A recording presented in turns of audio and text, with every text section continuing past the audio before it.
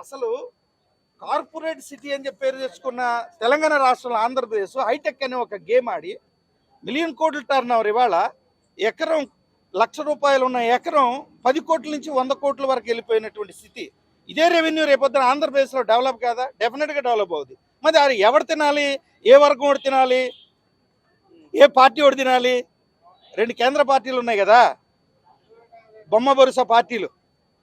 అవి 2 తుగ్లక పార్టీలు, 2 ఒకటే మతవాదం, ఒకటే విదేశీవాదం.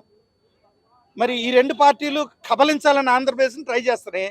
వాళ్ళకి బానిసలుగా ఉండేవాడు ఎవడైతే సీఎం తల ఉంచుతాడో వాడిని సీఎం చేస్తారు. ఎందుకంటే ఈవీఎంలు ట్యాంపరింగే కదా. ప్రస్తుత పరిపాలన గురించి మనం ఉచితాలు ఇచ్చి పరిపాలన చేయటం అంత దరిద్రం ఈ ప్రపంచంలో లేదు. ఎందుకంటే అమాయకులను బానిసలుగా మార్చడం. రేపంతా డబ్బంతా అయిపోయిన తర్వాత ఉచితాలు ఇవ్వలేరు కదా. ఉచితాలు ఇవ్వలేనప్పుడు వీళ్ళు ఆకలి మంటలతో తినకుండా మానేస్తారా? ఎప్పుడైతే ఉచితాలు వచ్చినాయో వాడు కష్టపడడం మానేశాడు, వ్యవసాయం చేయడం మానేశాడు, కూలి చేయడం మానేశాడు, ఉత్పత్తులు తగ్గిపోయినాయి, పరిశ్రమలు లేవు. ఆంధ్రాలో పరిశ్రమలు లేవు. కూస్తకాస్త వ్యవసాయం మీద ఆధారపడితే వ్యవసాయదారులు కూడా ఇవాళ వ్యవసాయం చేసే పరిస్థితి లేదు. కూస్తకాస్త పొలం ఉన్నవాడు కూలీని పిలుస్తుంటే 1000 రూపాయలు ఏంది రానంటున్నారు ఇప్పుడు. ఎందుకంటే నెలకు 3000, 4000, భార్యకు ఒక పెంచను, భర్తకు ఒక పెంచను, ముసలోడికి పెంచను, కడుపు నిండా తిండి కదా, పని సరిగా చేయట్లా. అంటే పనికి రాని దద్దమలు చేశారు ఆంధ్రప్రదేశ్ ప్రజలంతా. ఇది మంచి అంటారా? అంటే ప్రభుత్వం మంచి చేసిందంటారా? తాయిలాలు ఇచ్చి ఏం జరుగుతుంది ఆంధ్ర రాష్ట్రంలో? అసలు ఈ దేశంలో ఏం జరుగుతుంది? రాజకీయం మనిషి పుట్టిన తర్వాత, మానవత్వం ఉన్న తర్వాత రాజకీయం ఎట్లా చేయాలో ప్రజా సంక్షేమ రాజకీయాలు చేయాలి, ప్రజా సమతా సిద్ధాంతాలు తీసుకురావాలి. మరి ఇవన్నీ మానేసి కుట్ర రాజకీయాలు ఏంటి? 70 సంవత్సరాల తర్వాత కూడా ఆధిపత్య రాజకీయాలు, క్యాపిటల్ రాజకీయాలా? రేపొద్దున క్యాపిటల్ 100 కోట్లు నోట్లు ప్రింట్ చేసి నోట్లో పెడతారా? ఆహారం లేకపోతే, వ్యవసాయం లేకపోతే, ఇండస్ట్రీ లేకపోతే యువత ఎంత నిర్వీర్యం అయిపోతున్నారు. ఆంధ్రప్రదేశ్లో ఉన్న యువత ఎన్ని వందల మంది అమెరికాకి, లేదంటే జపాన్కి, లేదంటే ఇటలీకి వెళ్ళిపోయి మన మానవ సంపద అంతా ఈ దేశం వదిలి వెళ్ళిపోతే మరి ఇక్కడ ఎలాగో ఇవాళ రైతు కూలీలు కూడా లేరు. మన రాష్ట్రంలో వ్యవసాయం చేయడం రైతు కూలీలు లేరు. బిడ్డలను చదివించుకుంటేనే ఫారెన్ పోయారు.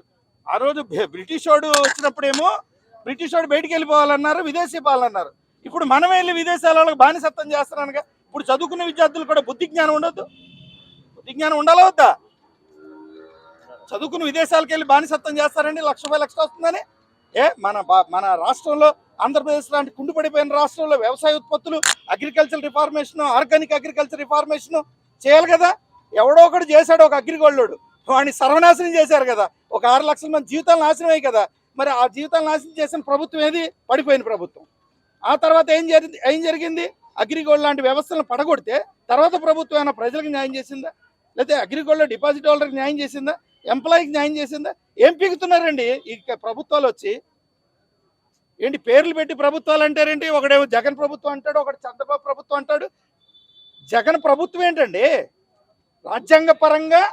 రాజ్యాంగపరమైన ప్రభుత్వం ఆంధ్రప్రదేశ్ ప్రభుత్వం అనాలి. జగన్ ప్రభుత్వం అంటారు. ఎవడ బాబు సొమ్ము ఆంధ్ర రాష్ట్రం? ఎవడ బాబు సొమ్ము? జగన్, చంద్రబాబు ప్రభుత్వం. చంద్రన్న ఏంటండి? చంద్రన్న ఎవడండి? బొంగుగాడు చంద్రన్న. ఎవడు బొంగుగాడు? ఆంధ్ర రాష్ట్ర ప్రభుత్వాన్ని గౌరవంగా పిలవాలి. వ్యక్తిగత ప్రభుత్వాలు ఉంటాయా రాజ్యాంగంలో? పబ్లిసిటీ చేయడానికి సిగ్గు శరం లేదు. కనీసం డిబేట్లో మాట్లాడుతూ కూడా చేతకాని వాళ్ళని ఎమ్మెల్యేలుగా సెలెక్ట్ చేసి బ్యాక్డోర్లో ఎమ్మెల్యేలు చేశారు. 175 మంది ఎమ్మెల్యేలు, 60% ఉంది. ఎక్కడైనా ఒక ఎమ్మెల్యే స్టేట్మెంట్ ఇవ్వడం చూసారా మీరు? ఏ ఎమ్మెల్యేనా బయటకు వచ్చి మాట్లాడుతున్నారా? ఎందుకు మాట్లాడరు? నీ కుటుంబ సమస్యలు, నీ కబ్జా సమస్యలు అయితే నువ్వు రోడ్డుకి ఎక్కుతావు, కోర్టులకు వెళ్తావు. మరి ప్రభుత్వం ఎంతమంది? దాదాపు 10 కోట్ల మంది జనాభా కలిగినటువంటి తెలుగు రాష్ట్రం ఈరోజు చీలిపోయిన తర్వాత అట్లీస్ట్ 6 కోట్లు వేసుకోండి. 6 కోట్లకు సంబంధించినటువంటి రాష్ట్ర ప్రభుత్వం మన ప్రాపర్టీ. అది మన ప్రాపర్టీకి లాస్ అయినప్పుడు ఎమ్మెల్యేలకు బాధ్యత లేదా? సీఎంకి ఎదురు తిరగరా? అంటే సీఎం గర్జించే పులే ఏమన్నా? వాళ్ళది కూడా ఇంత ప్రాణమే కదండి. గట్టిగా కాలుస్తే కొట్టుకుపోతారు కదా. ప్రజలతో పెట్టుకుంటున్నారు. ఆంధ్ర రాష్ట్రంలో చాలా ఘోరంగా ఉంది. ఆకలి మరణాలతో చచ్చిపోతున్నారు. కూలీలు వలస కూలీలు అయిపోతున్నారు.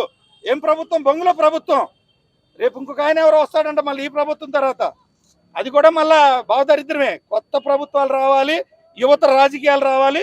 యువకులు రాజకీయాల్లోకి వచ్చి పార్టీలు పెట్టి ఎమ్మెల్యేలు అయ్యి ఈ పాత చెత్త మొత్తాన్ని మురుకుంట్లో తోసినట్టు తోసేస్తే రాష్ట్రం బాగుపడింది. లేదంటే ఒక 25 సంవత్సరాలు రాజధానిని నిర్మించే మిలియన్ కోట్ల ప్రాపర్టీస్ విదేశాల నుంచి వస్తున్నాయి కదా, అవన్నీ మింగేయడానికి రెడీగా ఉన్నారు రెండు వర్గాలు. ఆ రెండు వర్గాలు ఏదో మీకు తెలుసు అనుకుంటా.